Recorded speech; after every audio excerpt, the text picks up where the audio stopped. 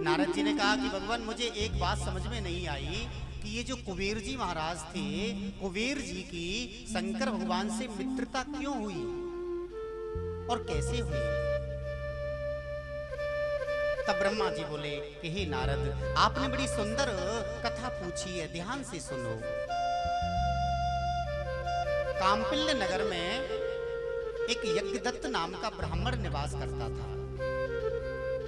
वह ब्राह्मण वेद पाठी था, पूजा पाठ कराया करते थे, बड़ा ज्ञान था। धीरे धीरे समय निकला, ब्राह्मण के घर में एक पुत्र का जन्म हुआ। धीरे धीरे बेटा भी बढ़ने लगा, बड़ा होने लगा। जहां अकेली संतान होती है ना, वहां पर माता पिता का उत्तरदायित्व कुछ ज्यादा ही बढ़ जाता है, क्योंकि बिगड़ने के आसार कुछ ज्यादा हो जाते हैं। अकेला है, सब कुछ इसी का ही तो है, मेरे बाद में यही तो लेगा। अब ब्राह्मण से तो ये गलती नहीं हुई, लेकिन ब्राह्मण की पत्नी से ये गलती हो गई। ब्राह्मण की पत्नी ने सोचा मेरा एक ही बेटा है, मेरे पति ने इतना धन कमा लिया है, अगर ये कुछ भी नहीं करेगा तो भी इसका जीवन निकल जाएगा। अगर इसी प्रकार से हर माता पिता सोच लें तो उनके बच्चे जीवन में कभी सफल हो ही नहीं पाएंगे। ये सोच हमारी अच्छी नहीं है। अरे माता पिता की संपत्ति तो हमारी संपत्ति होती ही है, लेकिन यदि हमको जीवन में सफल होना है तो माता पिता की संपत्ति से ज्यादा संपत्ति बना के दिखाओ। अब माता जी से यही गलती हो गई, बेटा मांगता माता जी दे देती। बच्चे ने पढ़ाई लिखाई नहीं की, कंचे खेलने लग गया, जुआ खेलने लग गया, ताश खेलने लग गया, धीरे धीरे पैसा हारने लगा। अब माता जी के पास पहुंच जाता, माता जी से कहता पैसा लाओ, माता जी दे देती। बच्चों को बिगाड़ने में माता पिता का बहुत बड़ा हाथ होता है। और भगवत प्रेमियों, जो माँ होती है, माँ बच्चे की सबसे पहली गुरु है। माँ चाहे तो बेटे को विद्वान बना सकती है, माँ चाहे तो बेटे को चोर बना सकती है, माँ चाहे तो बेटे को कुछ भी बना सकती है, क्योंकि सबसे पहली माँ होती है। जब बच्चा माँ के गर्भ में होता है और जब 7 महीने का बालक माँ के गर्भ में हो जाता है, उस समय माँ का जैसा भाव होगा, माँ के जैसे विचार होंगे, माँ की जैसी क्रिया होगी, उस बच्चे के ऊपर वैसा ही प्रभाव पड़ेगा। गर्भ से ही माँ के संस्कार प्रारंभ हो जाते हैं। आजकल हम लोग कहते हैं बच्चे बड़े होशियार हैं, छोटे छोटे बच्चे भी मोबाइल देखते हैं, रील चलाते हैं। अरे इसमें मेरे भाई बहन बच्चों की गलती नहीं है। जब बच्चा माँ के गर्भ में होता है तो माता जी भी पड़ी पड़ी मोबाइल चलाती हैं, वो भी रील देखती हैं। अब अभिमन्यु की तरह वो पेट में ही सीख जाते हैं सब कुछ चलाना। आजकल बच्चे जो है बड़ों से भी ज्यादा जानते हैं, क्योंकि आधा ज्ञान तो वो पेट में ही लेके आते हैं। जब 7 महीने का बालक माँ के गर्भ में हो, उस समय माँ को बड़ी सावधानी रखनी चाहिए। अच्छी अच्छी पुस्तकों का वो पाठ करे, अच्छे ग्रंथों का पाठ करे, परमात्मा का चिंतन करे, भगवान का ध्यान करे, क्रोध ना करे, लोभ ना करे, ईर्षा ना करे, ढोंग ना करे। बच्चे के ऊपर अच्छा प्रभाव पड़ेगा। और जब बच्चा जन्म ले लेता है उसके बाद में ही माँ गुरु होती है। सबसे पहले माँ ही सिखाती है, ये तेरे पापा हैं, ये तेरी दादी है, ये तेरे बाबा हैं, ये चाचा हैं, ये नाना है। धीरे धीरे बच्चा बड़ा होता है, माँ का प्रभाव बच्चे के ऊपर पड़ता है। अब पंडित जी की जो पत्नी है, उससे यही गलती हो गई। बेटा जो भी मांगता सब कुछ दे देती। अच्छा, जब भी पंडित जी अपनी पत्नी से पूछते कि गुणनिधि कहाँ है,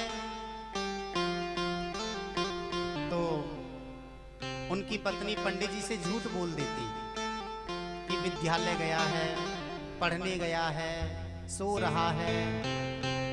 गया है वो चोरी करने, गया है वो जुआ खेलने, लेकिन माँ झूठ बोल देती।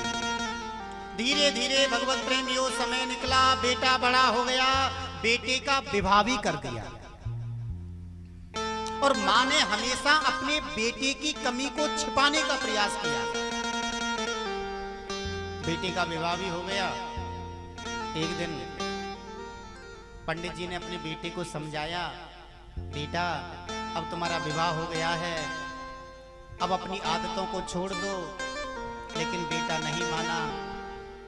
एक दिन की बात, लेकिन पंडित जी को यह नहीं पता कि ये जुआ भी खेलता है। एक दिन की बात, पंडित जी ने एक व्यक्ति के हाथ में अपनी सोने की अंगूठी देख ली। अब पंडित जी ने पूछा, अरे भाई तेरे पास ये अंगूठी कहां से आई? तो उसने कहा, पंडित जी आप कहां सो रहे हो?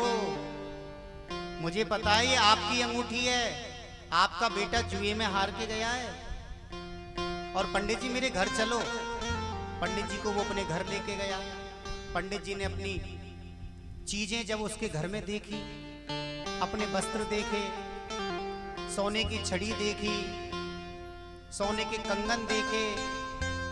अब पंडित जी भागे भागे घर आए और अपनी पत्नी से बोले, अरे देवी तुम्हारी साड़ियां कहाँ हैं? तांबे की छड़ी कहाँ है? हाथी के दांत से बनी हुई मछिया कहाँ है? अंत में क्रोध में आकर यज्ञदत्त ने अपनी पत्नी और पुत्र दोनों को घर से बाहर निकाल दिया। गुणनिधि को बहुत पश्चाताप हुआ। एक दिन रात में गुणनिधि को बहुत तेज भूख लगी। उसने देखा एक शिवालय पर कोई भक्त का परिवार पूजन करने के लिए आया है। रात्रि में पूजन करके जब सब सो गए, तब गुणनिधि चुपके से मंदिर में आया। रात्रि के समय दीपक का प्रकाश मंद पड़ रहा था, अतः उसने अपने वस्त्र को ही फाड़कर उसी की बत्ती बनाकर दीपक को पुनः प्रकाशित कर दिया। गुणनिधि मंदिर में चढ़ाए हुए पकवानों को लेकर भाग रहा था, किंतु अचानक उसके पैर के आघात से कोई सोया हुआ व्यक्ति जग गया। वह बड़ी जोर जोर से चिल्लाने लगा, चोर चोर चोर। सबने गुणनिधि को पकड़ लिया और उसमें इतनी मार लगाई कि गुणनिधि की मृत्यु हो गई। यमदूत गुणनिधि को जब यमलोक ले जाने लगे, उसी समय शिवगण आ गए। शिवगण बोले यमदूतों से कि इसने मृत्यु के समय शिव पूजा को देखा है, मृत्यु के समय इसने शिव के प्रसाद को खाया है, मृत्यु के समय इसने दीपक जलाया है, इसीलिए इसे आप लेके नहीं जा सकते। और भगवत प्रेमियों, वह गुणनिधि शिवलोक को गया। गुणनिधि को दूसरा जन्म मिला। कलिंग देश के राजा अरिंदम का पुत्र हुआ, जिसका नाम है दम। दम दुष्टों का दमन करने वाला राजा दम शिवालय में दीपदान के अतिरिक्त और कोई धर्म नहीं करते थे। वो हमेशा दीपक जलाते थे। राजा का ऐसा विचार था कि मैं प्रकाश को फैलाऊं। और भगवत प्रेमियों, जहां प्रकाश है वही भगवान है। जिसके जीवन में प्रकाश है, इसीलिए तो कहते हैं अपने आप को प्रकाशित करो। मुझे कथा याद आ गई, जैसे कोई राजा था, उसके 3 राजकुमार थे। अब राजा सोचने लगा मैं तीनों में से किसे राजा बनाऊं। राजा ने महामंत्री से कहा, महामंत्री जी मैं इन तीनों राजकुमारों में से किसे राजा बनाऊं। तब महामंत्री ने कहा, महाराज आप तीनों की परीक्षा ले लीजिए। महामंत्री ने राजा को एक युक्ति बता दी। राजा ने 100 मोहर आप जानते होंगे, पहले मोहरें चलती थी, सोने की मोहरें होती थी। 100 मोहरें तीनों राजकुमारों को दी और कहा तुम सब बाजार जाओ, कहीं भी जाओ, किसी के पास जाओ, लेकिन इन मोहरों से जिस कमरे में आप सोते हो उस कमरे को भर दो। अब एक राजकुमार सोचने लगा 100 मोहर का क्या आएगा, कुछ भी तो नहीं आएगा। ऐसा करता हूं मैं जुआ खेल लूंगा, जुए में और पैसा जीत जाऊंगा, ज्यादा पैसा हो जाएगा, ज्यादा सामान आएगा, कमरा मेरा भर जाएगा। पहला राजकुमार जुआ खेलने चला गया। अब जुए में तो हार भी होती है, जीत भी होती है, सब हार गया। अब दूसरा राजकुमार सोचने लगा मैं अपने कमरे को किससे भरूं। वो जंगल में गया, पेड़ों की पत्तियां, सूखे पत्ते, 2-4 मजदूर लगाए, उनसे कूड़ा करकट सब अपने कमरे में भरवा दिया। परीक्षा का समय आया। राजा सबसे पहले बड़े वाले के कमरे में गए। बेटा, तूने अपने कमरे को किससे भरा? पिताजी क्षमा करना, मैंने सोचा 100 मोहर से तो कुछ आएगा नहीं, इसलिए जुआ खेल लेता हूं, और मैं जुए में हार गया। महामंत्री ने कहा कि महाराज ये राजा बनाने लायक नहीं। दूसरे के कमरे में गए, गंदगी, बदबू आ रही थी। बोले बेटा तूने अपने कमरे को ये गंदगी से भरा? बोले पिताजी 100 मोहरों का और तो कुछ आएगा नहीं, 2-4 मजदूर लगा दिए मैंने, जंगल से सूखे पत्ते मंगा लिए। महामंत्री कहने लगे ये भी राजा बनने लायक नहीं। जब तीसरे राजकुमार के घर कमरे में गए, वहां क्या देखा? चारों तरफ प्रकाश ही प्रकाश है, दीपक जल रहे हैं, सुगंधी फैल रही है। बेटा तुमने अपने कमरे को किससे भरा? पिताजी मैंने अपने कमरे को प्रकाश से भरा है, मेरे कमरे में कहीं भी अंधियारा नहीं है, पूरे कमरे में प्रकाश है। महामंत्री कहने लगा महाराज ये राजकुमार राजा बनने लायक है, क्योंकि इसने अपने को प्रकाशित कर लिया है, इसके जीवन में प्रकाश पैदा हो चुका है, इसलिए ये राजा बनने लायक है। इसलिए भगवत प्रेमियों अपने आप को प्रकाशित करो। राजा दम दीप दान किया करते थे। धीरे धीरे समय निकला, राजा दम की भी मृत्यु हो गई, और भगवत प्रेमियों राजा दम ही अगले जन्म में अलकापुरी के राजा कुबेर हुए, जिनको हम कुबेर जी महाराज कहते, धन के भंडारी। कुबेर ने काशीपुरी में आकर 10,000 वर्ष तक तप किया, जिससे भगवान शिव माता पार्वती के साथ प्रकट हो गए। माता पार्वती को देखकर कुबेर को माता पार्वती से ईर्षा हो गई। अच्छा, स्त्री से स्त्री ईर्षा करे तो चलेगा भी, लेकिन कुबेर को क्यों ईर्षा हुई?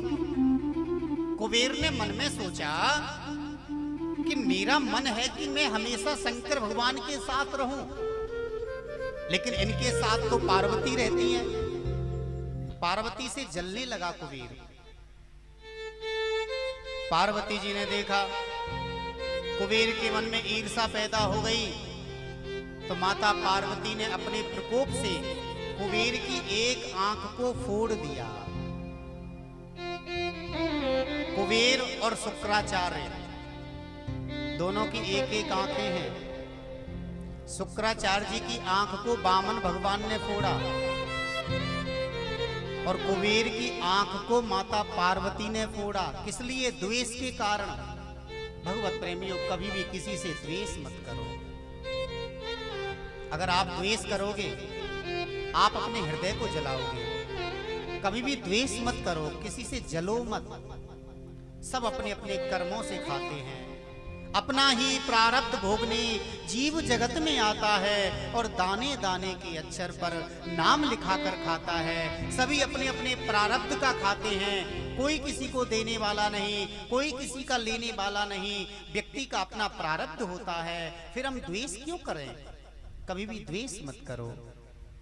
तब भगवान शिव ने पार्वती से कहा कि देवी ठीक है, इसकी एक आंख आपने फोड़ दी, लेकिन अब इसके ऊपर कृपा करो। तब माता पार्वती ने कुबेर को धन का भंडारी बना दिया, और कुबेर से कहा कि हे कुबेर, आज से मैं तुम्हें अपना पुत्र मानती हूँ, तुम धन के मालिक होंगे, धन के भंडारी होंगे। और उसी दिन से कुबेर धन के मालिक बन गए। श्री सूत जी बोले कि हे शौनकादि ऋषियों, माता पार्वती की कृपा से कुबेर को धन का भंडार मिला। कुबेर के ऊपर बाबा की कृपा हुई।